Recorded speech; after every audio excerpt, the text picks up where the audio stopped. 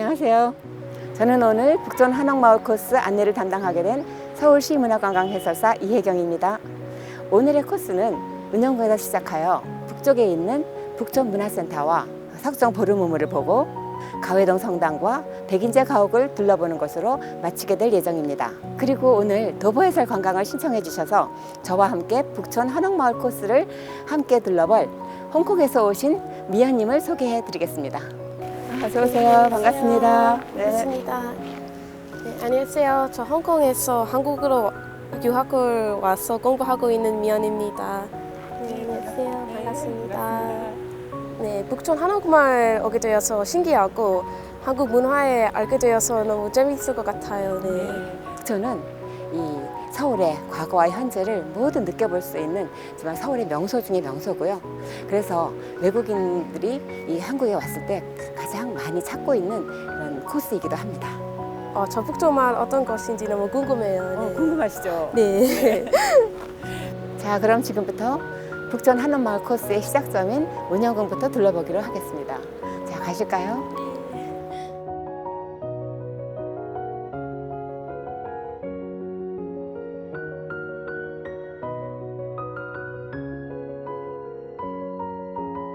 네, 이곳은 이번 코스의 첫 방문지인 운영궁입니다.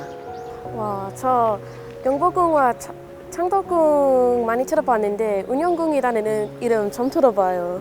그럴 거예요. 이것은 왕이 살던 왕의 집인 궁궐은 아닙니다.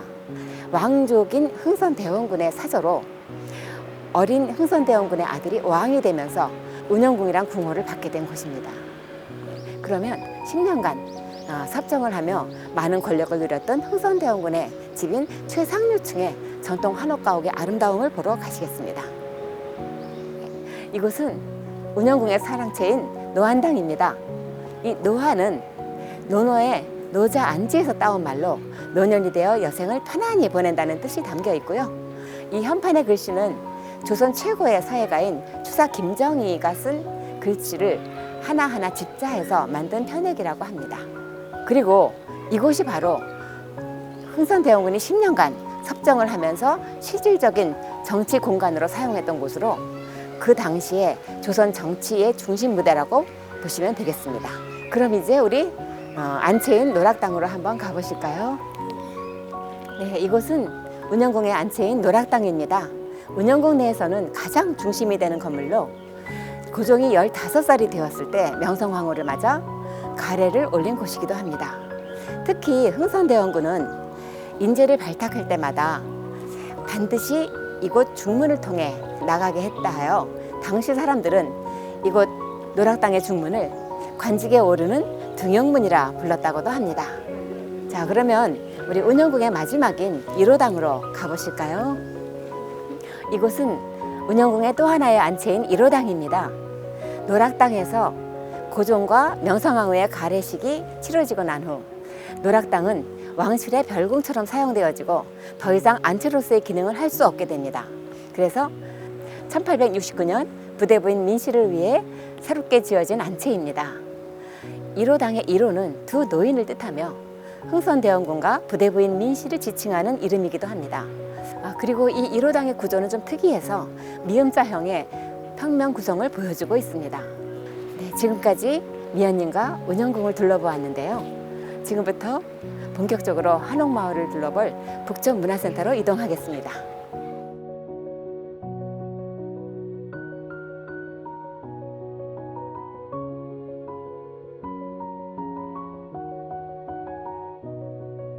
네, 이곳은 북촌 한옥마을 탐방이 본격적으로 시작되는 북촌 문화센터입니다. 1921년에 지어진 가옥으로 현재는 등록문화재 229호로 지정되어 있으며 서울시가 북촌 한옥마을 가꾸기 사업의 일환으로 이 가옥을 매입하여 최대한 원형 그대로를 복원하여 놓았습니다. 그래서 북촌을 찾는 관광객들에게 개방하고 있습니다. 네, 선생님, 여기 어떤 곳인가요? 이곳은 매듭이나 서해 같은 전통 문화 강좌와 한옥을 체험할 수 있는 프로그램이 운영되고 있어요. 그리고 한옥마을을 알리는 홍보 전시관과 주민들을 위한 주민 사랑채로 활용되고 있습니다. 그러면 이제 다음 장소로 이동해 보실까요?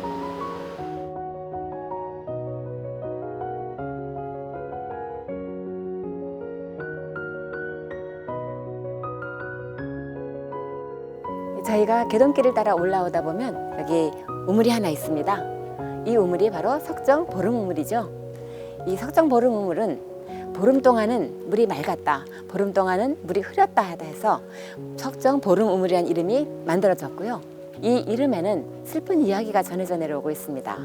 조선시대에 신분의 차이를 넘어 사랑하던 두 남녀가 있었는데, 남자가 집안의 반대에 부딪혀 이 우물에 몸을 던지고 보름 후에 여자가 남자 뒤를 따랐다고 합니다. 그러자 바로 우물물이 넘쳐 흘러 멈추질 않게 되었대요. 이 마을 사람들이 두 남녀의 원혼을 기리는 죄를 올리고 난 후에야 이 물이 흘러넘치지 않았다고 합니다. 우물이 슬픈 이야기 있었네요. 그런데 이 우물은 또 하나의 이야기가 있어요. 한국 천주교회 역사와 관련이 있는 이야기인데요. 우리나라에 최초로 들어온 외국인 신부, 중국인 주무모 신부가 이곳에 물을 떠서 미사를 봉헌하고 세례를 주었다고 합니다. 그래서 우리 한국 천주교회 역사상 최초의 성수가 된 셈입니다. 우물에도 이렇게 많은 역사가 담겨져 있다니 선생님과 함께하는 시간에 많은 것을 알게 되는 것 같아요. 네. 맞아요. 그렇죠. 네, 저희는 이제 다음 장소로 이동하겠습니다.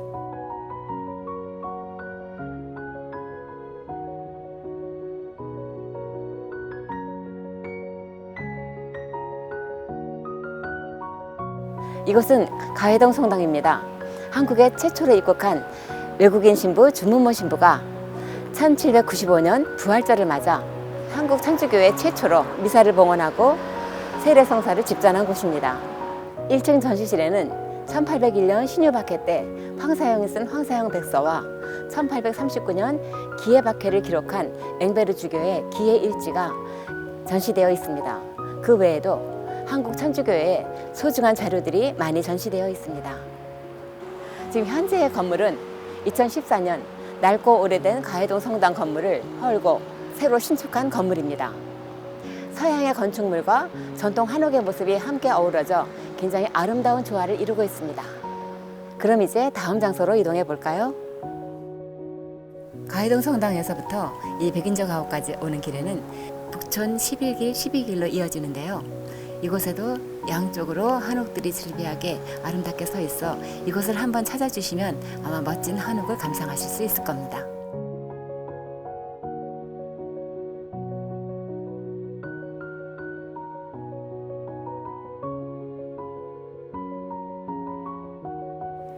네, 저희는 마지막 장소인 백인제 가옥에 와 있습니다.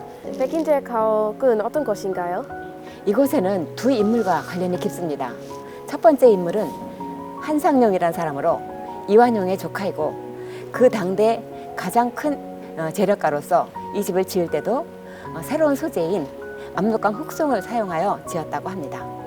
두 번째 인물이 백병원을 설립했다고 알려진 백인제 교수님이십니다. 우리나라 최고의 전문 외과의로 알려져 있죠. 이분이 1944년에 이 집을 인수하여 지금까지 쭉 보존이 되고 있고요. 그래서 가옥 이름도 백인제 가옥으로 등록이 되었습니다. 자, 그럼 저희 안으로 한번 들어가 보실까요? 근데 이 집 양식이 좀 일본집 모양인 것 같아요. 맞아요. 이 한상용이 지었던 이 집은 서양식과 일본식의 양식이 접목이 되어 있어요. 그래서 그 당대에는 최고로 호화롭게 지어진 가옥입니다. 네, 오늘 운영국에서부터 시작하여 백인제 가옥까지 100년의 역사가 곳곳에 묻어있는 북촌 한옥마을을 둘러보았는데요. 미연님 어떠셨어요? 저는 북쪽 한옥마을 자주 왔는데 선생님과 같이 한국 문화와 역사 많이 새로운 거 배울 수 있었으니까 너무 재밌었어요. 저도 너무 재밌었어요. 이렇게 미연님처럼 외국인 관광객들이 이 북촌 마을을 많이 찾아주셨으면 좋겠습니다. 저희 서울 도보해설관광에서는 이곳 북촌 한옥마을 코스 외에도 여러 다양한 코스가 마련되어 있습니다.